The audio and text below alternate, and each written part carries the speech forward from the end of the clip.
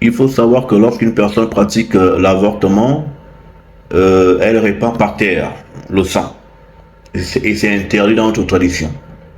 Nous, les Bakongo, les Congo, il est interdit de répandre le sang sur le sol. Même quand on tue un animal pour le manger, il est interdit de couper le cou du coq ou de la vache comme ça sur le sol. Il faut creuser un trou. D'abord. Et quand on creuse le trou, c'est dans le trou qu'on égorge la poule, le poulet, le coq, la vache, l'animal qu'on veut manger et qui nous est recommandé d'être mangé. On le coupe dans un trou.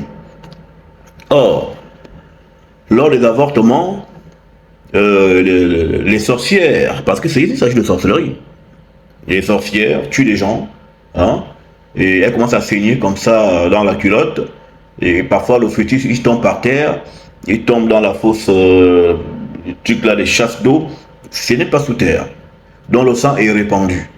Et quand le sang est répandu, ça crée des blocages, ça souille la terre. Et la première terre qui est souillée, c'est ton propre corps. Une fois que c'est souillé, ça va créer des blocages. C'est pourquoi après des pratiques d'avortement, certaines femmes connaissent des difficultés particulières telles qu'à refaire de nouveaux enfants. Il y a des femmes qui n'avaient qu'à faire un enfant, elles ont avorté le seul enfant et ne sont plus jamais tombées enceintes. Elles ont regretté toute leur vie d'avoir été des assassins. Parce que quand vous pratiquez l'avortement, cet avortement répand le sang par terre. C'est le cas de Caïn et Abel. Quand il tue son frère, on dit que le sang de ton frère crie à moi. Donc quand le sang est par terre, le sang la parle. C'est pourquoi il faut l'étouffer. Quand on enterre le sang, c'est qu'on l'étouffe pour que le sang ne parle pas. Et c'est pourquoi quand on fait des rituels chez nous, que tu as des blocages, on fait une substitution de dépôt mystico-vibratoire. On prend le mal qui est dans ton corps, on met ça dans l'animal. Et on parle bien de l'animal, on te donne ça. Quand on égorge l'animal en question, on doit étouffer son sang pour que son sang ne se plaigne pas auprès de Dieu.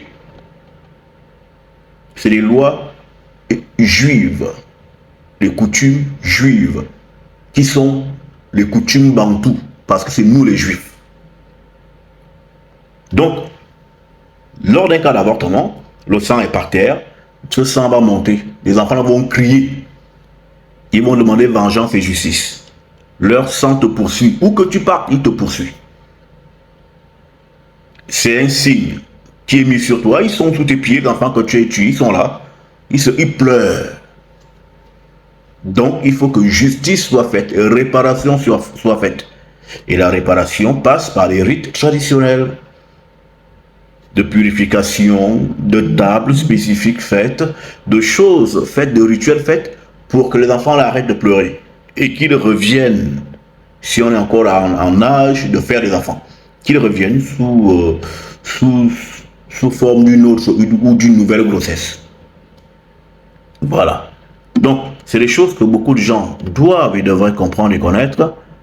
Et c'est pourquoi dans notre tradition, il est impérativement interdit de pratiquer l'avortement. D'autres coutumes peuvent le faire, les blancs peuvent le faire. Nous n'avons rien en commun avec ces gens-là. C'est leur tradition, ils peuvent tuer qui ils veulent. Ils peuvent promouvoir les IVG chez eux, promouvoir les PD chez eux, promouvoir toutes ces choses-là qui pour eux sont des grandes valeurs et des valeurs d'évolution. Chez nous, être un avorteur n'est pas une évolution, c'est la bestialité et du satanisme. C'est de la sorcellerie. Chez nous, être homosexuel, c'est être un sorcier de bas étage. De bas étage. C'est être un vulgaire individu qui s'est déchu. Parce que dans notre réalité, un homme qui devient homosexuel est un grand esprit qui a été égaré. Pourquoi? Parce qu'un homme qu'on fait aux fesses, c'est un homme qui a reçu un esprit féminin. Et un homme qui a un esprit féminin est un homme puissant. Parce que les femmes sont les êtres les plus puissants du monde. Donc un homme qui a un esprit de femme dans son corps est un homme puissant. Mais avoir l'esprit de femme dans le corps ne veut pas dire aller donner l'anus, qu'on te fasse à l'anus. La tradition n'autorise pas de tel comportement, de ce type de comportement, qui sont les comportements d'égarement. C'est-à-dire que une femme s'est égarée. Voilà. Le pouvoir, la femme s'est égarée dans l'homme et il est devenu une femme. Une femme habite. Donc voici tellement de choses, voilà, les unes appelant les autres, mais pour achever, dans ce que j'ai commencé à expliquer, l'avortement est un crime suprême parce qu'on élimine un esprit qu'on a nous-mêmes convoqué lors de l'acte sexuel, parce que l'acte sexuel est une convocation. On convoque les gens de venir se manifester en nous. Et quand on contracte cette grossesse, il n'y a pas d'accident. Aucune grossesse n'est un accident. Si tu ne voulais pas tomber enceinte, il ne fallait pas aller faire. Il fallait croiser, fermer les pieds. Si tu allais faire, c'est que voilà, tu as été à une convocation, tu allais appeler quelqu'un qui a entendu ton appel et qui est venu. C'est ce qu'on appelle tomber enceinte. Et quand on l'évacue, avant qu'il n'ait atteint la maturité, là, son sang s'étale par terre et son sang te condamne. Donc, les rituels qu'on fait de repentance servent en fait à creuser mystico-spirituellement un trou où on met le sang là et on le couvre, on l'étouffe pour qu'il ne parle pas. Nous les Noirs, on a beaucoup reçu. Et c'est pourquoi l'univers nous demande beaucoup. Et c'est pourquoi l'univers est strict vis-à-vis de nous. Tu prends un blanc qui fait une bêtise. Tu prends un noir qui fait la même bêtise. On va plus taper sur le noir. Pourquoi? Mais parce que le noir a plus reçu que tout le monde. Donc il a plus de responsabilités.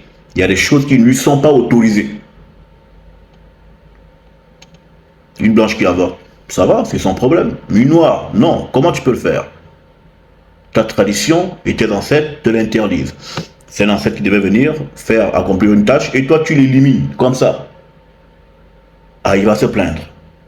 Et tu vas payer dur au travers des blocages parce que les gens se plaignent de toi, des blocages, voilà. Il faut donc laver tout ça, hein, par des purifications avant de reconvoquer les êtres qu'on n'a pas laissé naître pour qu'ils puissent venir renaître, soit chez nous immédiatement, soit chez les enfants qu'on aurait eu avant, hein, pour que finalement le tort soit réparé, que Dario soit glorifié.